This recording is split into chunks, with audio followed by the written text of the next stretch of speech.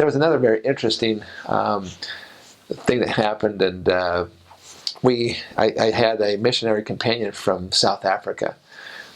He was quite an accomplished pianist and organist, and I mean, he could take a hymn, for example, and you just say, we'll play this hymn, and he could play not just play the hymn, but he would play it with all of this additional, and he'd do different chords. I mean, all kinds of things to make it just absolutely amazing.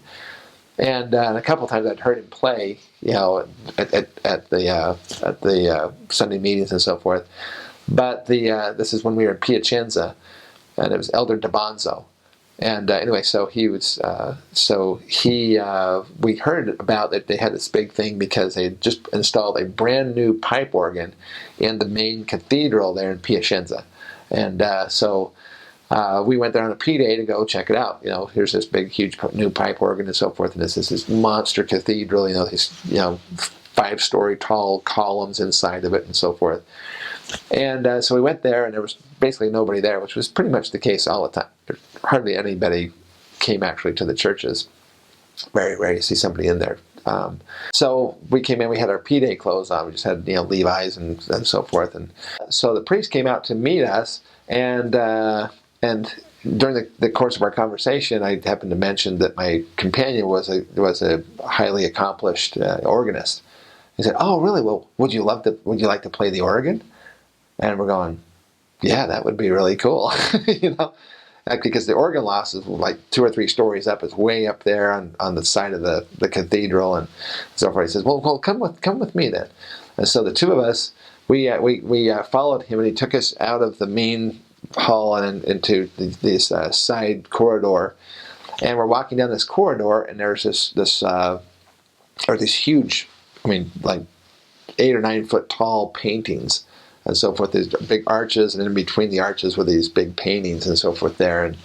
And he's going by, and he's kind of showing us some of the artwork, and some of the stuff was extremely, extremely old.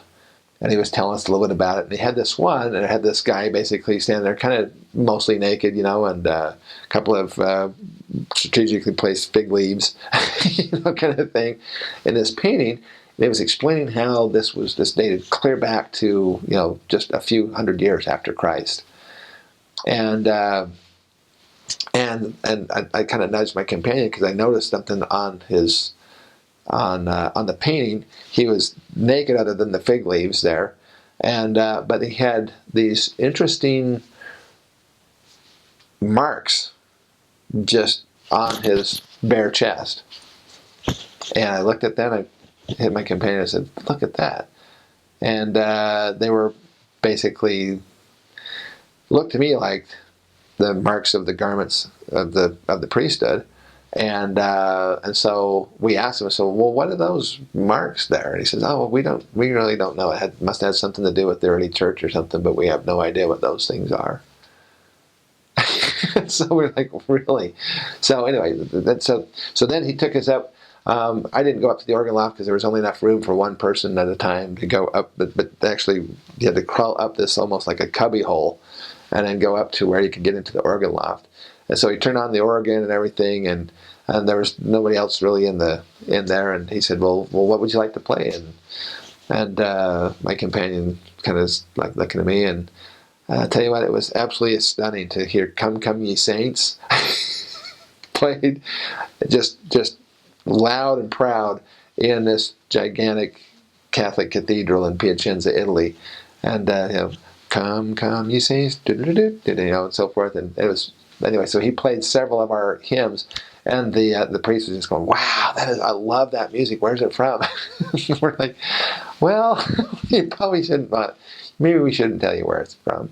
But anyway, so yeah, but it was kind of fun because he just had it in his head, and so it was kind of fun to hear LDS hymns being played on a beautiful brand new Catholic cathedral organ. That was pretty cool.